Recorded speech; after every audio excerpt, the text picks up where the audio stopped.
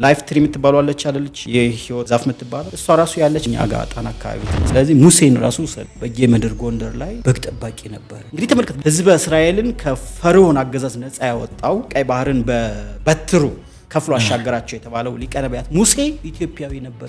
ኢየሱስና እናቱ ማርያም የታካዊ ባህር ዳር የታካዊ እንደነበር ይሄ አሁን ስታየው ለሌሎቹ ተረት ሊመስል ይችላል። ፍልሰታ የሚባለው እዛ ነው የመጣው። እንደውም ይሄ ጾሙ ራሱ ማለት ነው ከግብጽ ወደ ኢትዮጵያ መጥተዋል እና ጣና አካባቢ ነው የሚባለው። ኢየሱስ ክርስቶስ እንደውም ኢትዮጵያዊ ነው፣ እናቱም ኢትዮጵያዊ ነች። ሳይንሱም ፕሩፍ ያደርግላል። መጽሐፍ ቅዱስም ላይ የመጀመሪያው ምዕራፍ ላይ ነው ቀድማ ማለት ከሀገሩ ገነትን ያጠጣታል ከሚባለው አንዱ የጊዮን ወንዝ የሚለው የአባይ ወንዝ ነው። እዚያ አካባቢ ያሉት የተሰወሩ አባቶች በደመና ሳይቀር ተጭነው ነው ሚቲንግ ያደርጋሉ የሚባለው። እሱ ደግሞ ጥበብ ደግሞ ቀላል ነው። ደብተራው ተዋና የሚባለው የጎጃሙ ሂዶ የንጉሱን ማዕድ ይበላ ነበረ። በደመና ተጭኖ ነው የሚሄደው። ከጎጃም የት ጎንደር፣ ከጎጃም ጎንደር ሄዶ አዎ፣ እሺ፣ በደመና ተጭኖ። በደመና ማለት ምንድነው?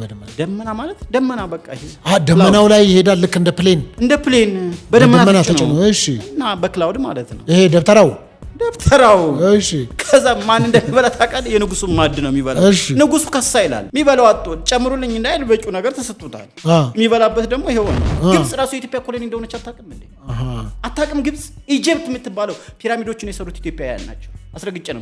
የግብጽን ፒራሚድ የሰሩት እኛ ኢትዮጵያውያን ነን። ኢቭን ፕሪስትሁድ የምትሉ ቀሳውስትነት ምናምን ያለማመራችሁ ፓጋን ነበሩ። እኛ ነን ያለማመራችሁ። እንዴት ወርጎታ ተማምዳለ?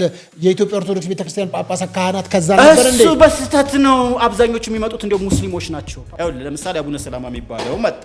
በዘመኑ የነበሩት ዕቁባቶች ቁጥር 10 መኳንንትን ያስረጃሉ ይላል። እንግዲህ የአቡነ ሰላማ ከወዳዱ ማይቀር ይወዳሉ አቡነ መስቀሉን አስቦ የሚስመውን ከታማዊ ላይቀር በርሶ ልታማ ተግብጥ የመጡት አቡነ ሰላማ የተባለላቸው በዘመኑ የነበሩ ቆነጃጅት ነው።